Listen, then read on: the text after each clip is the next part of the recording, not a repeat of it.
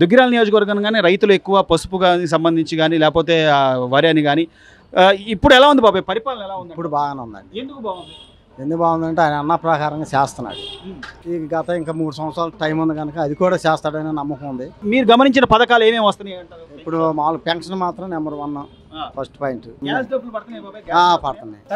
తల్లికి వందనం ఎంతమంది పిల్లలు ఉంటే అంతమందికి కూడా అవన్నీ బాగానే పడుతున్నాయి సీరియల్ ప్రకారంగా. ఇది కరెక్ట్ అంటావా లేకపోతే ఎంతమంది ఉంటే అంతమందికి ఇస్తా అని చెప్పి ఒకళ్ళకే ఇచ్చి నేను పెన్షన్ 3000 2000 3000 చేస్తాను 250 పెంచి అది కరెక్ట్ అంటావా? కరెక్టే, ఇప్పుడు బాగానే చేస్తున్నాడు. ఇప్పుడు వరకు పరిపాలన బాగానే ఉంది. బాగానే ఉంది.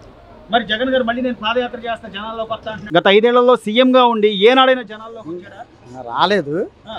అసలు జనాలను పట్టించుకోలేదు వాస్తవానికి. ఎట్లంటే పథకాలు అయితే పెట్టాడు, బటన్ నొక్కుతున్నాం అనేవాడు కానీ అంతేగాని సరిగ్గా కార్యకర్తలకి ఏం చేస్తున్నారు అనేది ఎంక్వైరీ లేదు. ఎమ్మెల్యేలు వచ్చి ఎంక్వైరీ చేయలే, ఇవన్నీ జరగలా. ఇప్పుడంటే ఇలా కార్యకర్తల దగ్గర నుంచి సమాచారం ఇమ్మీడియట్గా ప్రభుత్వానికి చేరుతుంది. దానివల్ల కదా ఇప్పుడు 11 సీట్లు నీకు 151 నుంచి 11 సీట్లకు వచ్చావంటే ఎందుకు నేను జనాలు నీకు పరిపాలన బాగుంటే 11 రావటం ఏందండి? అంతేగా అంతేగా ఇప్పుడు అంతే. ఆ రోడ్ల మీద ఎన్ని ప్రమాదాలు జరిగి ఉంటాయి. ముందు నీళ్ళు ఉంటే ఎట్లా ఉంటుందండి? అంతేగా, అది కూడా కావాలి. అంటే బాగానే ఉంది, రోడ్లు బ్రహ్మాండంగా ఉన్నాయి. సంవత్సరం అవుతుంది చంద్రబాబు గారు కానీ లేకపోతే లోకేష్ గారు కానీ ఈయన పవన్ కళ్యాణ్ గారి పరిపాలన ఎలా ఉంది? మార్పు ఏమైనా ఉందా? బాగానే ఉందండి, బాగానే ఉంది. అంటే ఏం బాగుంది? రోడ్లు వేశారు, తర్వాత మధ్య అందరికి స్కూల్ కు డబ్బులు ఇచ్చారు గంటగా, అంత బాగానే ఉంది. తల్లికి 100 డబ్బులు పడ్డాయి. మీరు విన్నారా సార్? అందరికి పడ్డాయా? చెప్పుకుంటే విన్నామండి, మాకైతే ఆ స్థాయి పిల్లలు లేరు, అందరూ చెప్పుకుంటే విన్నాం. అది త్వరలోనే అన్నదాత సుఖీభావ కూడా రైతులందరికీ కూడా 20,000 రూపాయలు వేస్తామని చెప్పి అంటున్నారు. అంటే ఆయన చంద్రబాబు గారు చెప్తే చేయగలరు అంటారా? నమ్మకం ఉందా సార్? సార్ ఎందుకు చేయరు? దుగ్గిరాలంటేనే పసుపు ప్రసిద్ధి సార్. పసుపు ఎట్లుంది సార్ మీ వ్యాపారాలు ఎలా ఉన్నాయి? వ్యాపారాలు బాగానే ఉన్నాయండి, అంతా కొంచెం స్లో ఉంది బజార్, అంతే డిమాండ్ లేదు. ఎందుకంటే అన్సీజన్ ఆషాఢ మాసం కదా, కొద్దిగా అన్సీజన్ శ్రావణ మాసంలో బాగుంటుంది. రైతుల పరిస్థితి ఎట్లా ఉంది సార్? పసుపు రైతు అంటే రైతుకి గిట్టుబాటు ధర ప్రస్తుతానికి లేదండి. సీజన్ లో బాగుంది, మార్చి కల్లాల్లోనే రేట్లు ఉన్నాయి. ఇప్పుడు 2000 డౌన్ అయింది మార్కెట్. దాని గురించి కొంచెం రైతులు డిసప్పాయింట్ అవుతున్నారు. అది ఇదే 2000 పోగొట్టుకున్నాంలే అని. అది ఇప్పుడు మీ మంత్రి గారు ఇక్కడ మంత్రిగా కూడా చేస్తున్నారు కదా లోకేష్ గారు, ఆయన ఎమ్మెల్యే మాత్రమే కాక మంత్రిగా కూడా ఉన్నారు. ఆయనకి ఏమన్నా వెళ్ళి మీరు రిప్రజెంట్ ఇవ్వడం కానీ అట్లాంటివి జరగలేదండి ఇంతమటికి. ఆ సమస్యలు ఇంతమటికి రాలా. ఎవరు కూడా రైతులు వచ్చి మాకు ఇక్కడ తక్కువ రేటు ఉందని డిమాండ్ చేయలేదు. పోస్తున్నారు, అమ్ముకుంటున్నారు, వచ్చిన సార్లని తీసుకెళ్ళిపోతున్నారు, అంతే తప్ప ఏది వాళ్ళు ఎవరు ఎటువంటి అబ్జెక్షన్ పెట్టాలా. పెట్టుబడులు మళ్ళీ పెట్టాలి కదా, పెట్టాలి. మరి సీజన్ పెట్టే సీజనే కదా. ఇప్పుడు మళ్ళీ విత్తనం కొనుక్కోవాలా, మళ్ళీ వేసుకోవాలా, పసుపు మళ్ళీ పండించుకోవాలా, అది మామూలే. అది సీడ్స్ అంటే గవర్నమెంట్ పరంగా సీడ్ అనేది ఏం పెట్టలేదండి. ఇక్కడ తూములూరు అనే ఊరు ఉంది. ఇక్కడ ఆ తూములూరు సీడ్కి ప్రసిద్ధి. చుట్టుపక్కల మైదుకూరు, కడప నుంచి ఒక 400-500 లారీలు తీసుకొచ్చి అక్కడ రైతులకు అమ్ముతారు. అక్కడ నుంచి కొనుక్కుంటారు రైతులు. ప్రతి ఒక్క రైతు కృష్ణా గుంటూరు జిల్లా అనేది తూములూరు అనేది వెల్ నోటెడ్. దుగ్గిరాల మార్కెట్కి ఎలా ఉందో అక్కడ పచ్చి చిల్లకి అది ప్రసిద్ధి. ఆడికెళ్ళి అక్కడ వాళ్ళకి రేటుకు అనుగుణం పెట్టి పుట్టు 5,000-6,000 అమ్ముతున్నారు. ఇప్పుడు 6,000 చిల్లర పైగా అమ్ముతున్నారు, కొనుక్కెళ్తున్నారు, వేస్తున్నారు, సీడ్ వేస్తున్నారు. అది అంటే ఈ పెట్టుబడికి ₹1 ఆదాయం వచ్చుద్ది అనే నమ్మకం ఉందా? ఏమంటే ఈ ఆదాయం వచ్చేది మనం చెప్పలేము, అది దైవికం అంతే. ఇప్పుడు 12-13 వేలలో సీజన్లు అమ్ముకున్నారు, ఇప్పుడు అదే పశు 10,000 అమ్ముకుంటున్నారు. వచ్చిందే దక్కుదల, అంతే. లాభ నష్టాలు ఎవరు చెప్పలేము, అది ఎవరు చెప్పలేమండి. అది ఎవరు ఎంత మటుకు రాస్తుందో అంత మటుకే, దాని గురించి చెప్పలేమండి.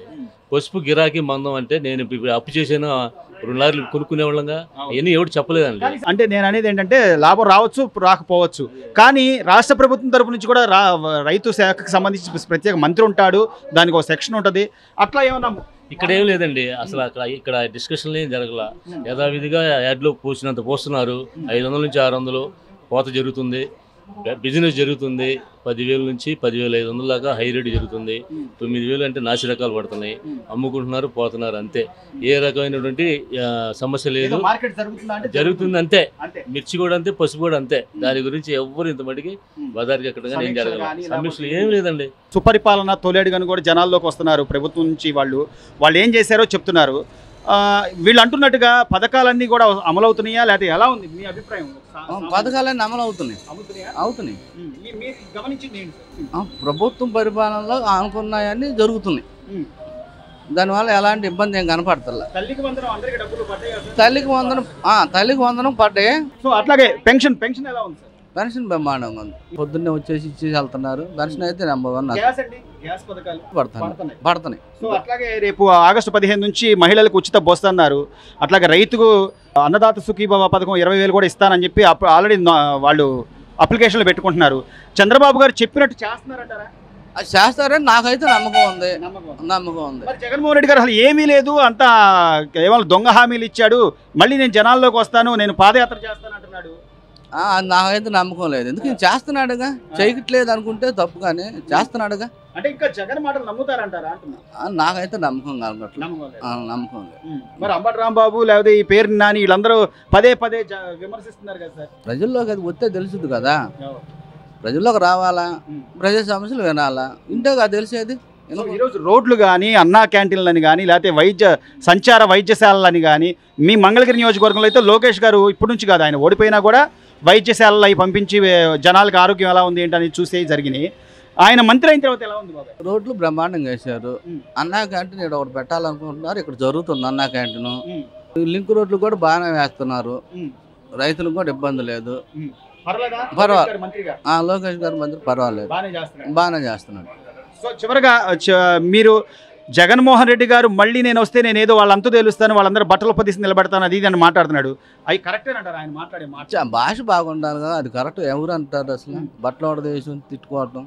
అది భాష బాగుండాలి కదా, అది కరెక్ట్ కాదు అసలు. అధికారం కోల్పోయిన జనాలు 11 సీట్లు ఇచ్చినా ఆయన అంత ఎగిరిగిరి ఎట్లా పడుతున్నారు అంటారు?